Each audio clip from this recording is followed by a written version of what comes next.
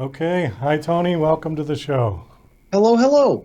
Thank you for having me. Oh, my pleasure. Thank you for coming on. I love your background back there. Is that all manga?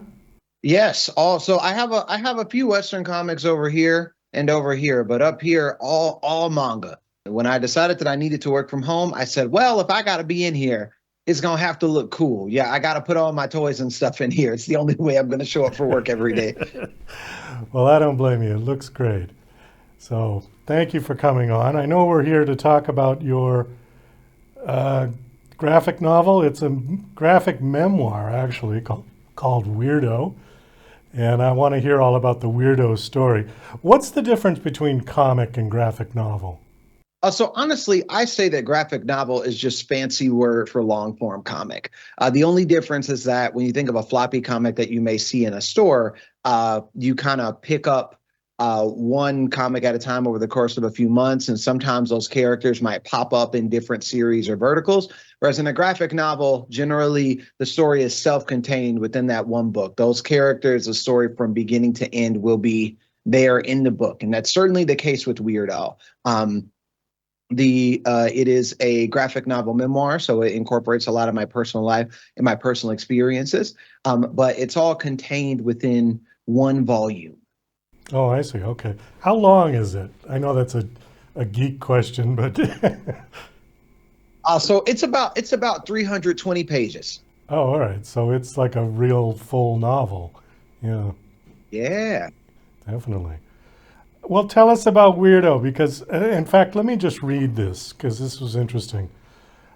Growing up, you called yourself a weird black kid in Atlanta. What kind of kid were you? I was super energetic and super passionate about all things nerdy. That's the way that I would describe myself. When Pokemon came out and they said there were 151 in Gen 1 of Pokemon, I said, cool, I need all of them. I know all of them. I know their evolutions, their natures, where they hang out. I know everything. Now, I can't say that about all the Pokemon now because there are a lot more than 151. But at the time, I was just super passionate about all things nerdy, and it popped up in my behaviors and kind of the way that I related to people. So you got bullied for that? Oh, 100%. A joke that I tell people say, oh, well, did you experience bullying? And I go, look at me. Of course I did. I look like it, right? Some people they say like, oh, you have a punchable face. Some people you look at somebody, you go, they called you names a little bit, at least a little bit, huh? I didn't want to be a weird kid. I wanted to be popular. I wanted to be cool, but instead I got labeled as weird pretty fast. And as a result, I dealt with a significant amount of bullying that kind of put me in a dark place for my mental health. And Weirdo kind of chronicles that journey. We start in that dark place. We start at the beginning of the book. I go to this new school. I'm expecting things to go one way, but they actually end up going another. And in the places where I hope that I might be able to find support, like my teachers, things don't necessarily go my way. So it is a very triumphant story of me going on this journey to identify what self love is for myself. And it's my hope that it will be a helping hand for any young person when they go on that journey as well, because it's one that we all have to take. You labeled yourself weirdo according to this, yeah? So I think I received the label. And then after a while, I said, you know what? You're right. I think a lot of times, Weirdo as a book is really about me reclaiming that term or reclaiming that word. Um, we get called names a lot. So people call me weird. And I said, well, I don't want to be weird. I want to be cool. I want to be popular. I want it to be anything but weird. I want it to be like everybody else. But over time, I realized it's kind of good to be weird, leaning into that uniqueness, leaning into those things that make you different. That's what allows you to be yourself. By the end of Weirdo, I want to be the weird kid. I don't want to be like everybody else. I feel like it's a privilege to be able to be who you are. So how did you start in with doing your own graphic novels and comics? Well, I'm only a writer. For Weirdo, I got the chance to collaborate with a group of Indonesian illustrators. They're twins named Jessica and Jacinta. But for me as a writer, my journey started while I was in school. In Weirdo, as we start, we see that kind of inciting incident of me seeing a show on TV that really impacted me and kind of opened my eyes to what writing could be and how writing could impact people. And as a result, I started writing things myself, originally with poetry, short stories, and I think around the time I graduated college is when I started writing comics. And now here we are. How did you get your first one published? Tell us a little about that, because I get a lot of unknown authors on the show, and everybody's always looking for how did they break into the business.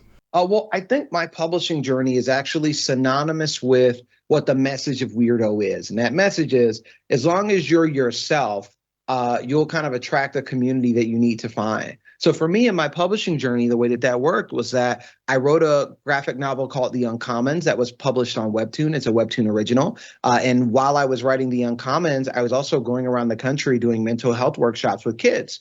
And at one of those workshops, I got the opportunity to speak at a national conference. And the woman who is now my literary agent approached me after the talk and said, "Have you ever thought about writing a book?" And I said, I do write a book. It's called The Uncommons. What do you mean? And she said, "No, but the talk that you just gave, I feel like that's a story. Have you ever considered that being a book?" And just that one conversation with her kind of flipped the switch in my head. If I hadn't been out in the world pursuing my purpose, trying to help young people, that conversation wouldn't have happened. I'm sure some of the authors that you talk to, I talk about the difficulty of querying for an agent and pitching and things like that. But I was so tapped into kind of what my purpose was and what my personal truth was, I kind of got to skip over a significant part of that process. So you said that you do the writing. So do you write the stories first and then send them to the illustrators? Is that how that works? 100%. Yeah. So I like to think that I think visually. So even though I can't draw, when I'm writing, I have this image in my head of like, this is how this is supposed to look. This is how I think it should look. And the question is, am I good enough of a writer to communicate to the audience with words, but also to communicate with the illustrator that I work with in the description of what it is supposed to be? So in Weirdo, there are a lot of visual motifs, specifically around the use of color in order to articulate emotions, a lot of video games and anime references, dynamic posing. So my script documents are full of like these very lengthy descriptions, as well as references kind of slapped right into the document. Do you have a copy of Weirdo? I do. I'd lo- I keep it around. I keep it Oh, around. all right. Can we just see maybe one or two of the illustrations? I'd like to see them. Yeah, definitely. So this is an illustration from chapter 2, where I am in a shop that is half plant shop, half trading card shop, and it's a real place in Atlanta, Georgia. And there's another, I'll find a page that I really particularly like, this one where I talked about my writing journey. This was kind of the page where we see that writing begin to take place. I kind of picked up that spiral notebook and never put it down. Oh, nice drawings. So how many do you have published now? So Weirdo is my first officially traditionally published book. The Uncommons is on Webtoon, but it's not in physical print. So Weirdo is in many ways my debut. There are significant parts of the publishing industry that have never heard the name Tony Weaver Jr. before. And now when they do, this is what's going to pop up in their head. And honestly, I think it's a pretty good book. I'm biased, but I do think it's pretty great. Well, I see on here that you've been on or had coverage on CNN and NBC. So, I think quite a few people would know who you are. What did you do on there? Well, the news coverage that I've gotten in the past around my writing has been because for everything that I write, I attach it with mental health curricula and we take it around the country to schools. In Weirdo, I talk a lot about how stories were life-changing for me and how these kind of narratives that I saw on TV helped me form a positive narrative for myself when I needed to escape from my real world. So as a result, for me, when I write stories, I want to create curricula that allows kids to learn and grow. And I go around the country doing that with my nonprofit organization, Weird Enough Productions. And that's what led to a lot of the coverage. Oh, tell us a little about that. Yeah, so Weird Enough kind of is my way of telling stories that move the world forward. I think that it's possible for something to be a good story, but great stories are stories that impact their readers, that impact their audiences. So my point of view is we can take a story like Weirdo and attach it to curricula and workshops that kind of create a more thorough connection between the themes of the book and things that young people can be doing in the real world to be better versions of themselves. So I'll be on tour going across the country starting later today. And at these tour stops, when I visit these schools, we have curricula that I've worked with educators to develop, where we're talking about Weirdo and using it as a learning tool. Did you have a phone glued to your head when you were a kid? So I didn't have a phone glued to my head. I was on my PSP and on my Xbox 360. So no phone, but I was plugged into the tech. My PSP, my iPod, my Xbox. I was very much plugged in. Well, the reason I bring that up is because you have a mental health theme running through your book and through your bio. And I'm just curious, I know there's a big mental health crisis in the United States now, and I'm wondering how much of that is because everybody has a phone glued to their head. Well, my point of view is that it's less the technology and more how we use the technology. So I said that I was on my Xbox 360 a lot.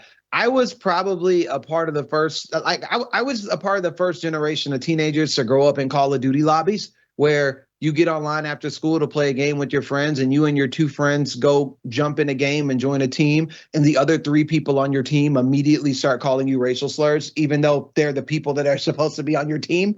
I think my generation was the first group that kind of dealt with that. And I think that that's where some of the issues around how technology contributes to the youth mental health crisis pop up. Kids have access to this online world, but they're not necessarily given tools on how to navigate it in a healthy way. Learning when to walk away, that you can just mute your teammates if you don't want to hear them say nonsense. That if at any point that online audience that you're engaging with feels like it's getting a bit too much, you can turn the phone off and back away.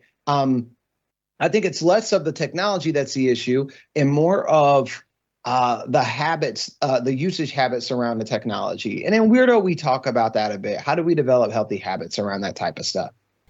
Well, people use it as a sort of a screen or a shield where they will say stuff on social media and chat rooms and blogs that they wouldn't say to you to your face. 100%. Yeah. And there's also this. Go ahead.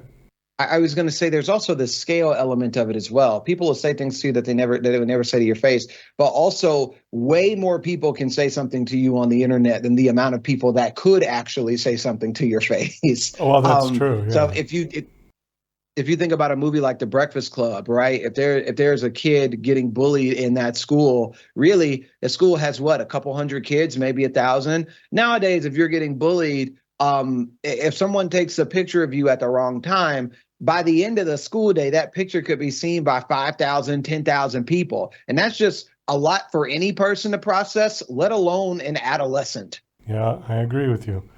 All right. Well, I think on that, we're going to wind this down. Just real quick, 2 questions. Is there going to be a Weirdo 2? 100% there is. So Weirdo is the first in a series. Weirdo 2, I won't give too much detail about, but I think it'll certainly be a worthy successor. Well, we look forward to that. And the last question, do you have a website that you want to give out? Yeah, so I'm on all social media platforms at Tony Weaver Jr. My website is tonyweaverjr.com. But Weirdo can be found in bookstores across the country as well as online, your local bookstore. And I really encourage people to give it a read. Okay, great. Well, Tony, thanks so much for coming on the show. It was nice meeting you and chatting with you. Best of luck with Weirdo. Thank you so much for your time.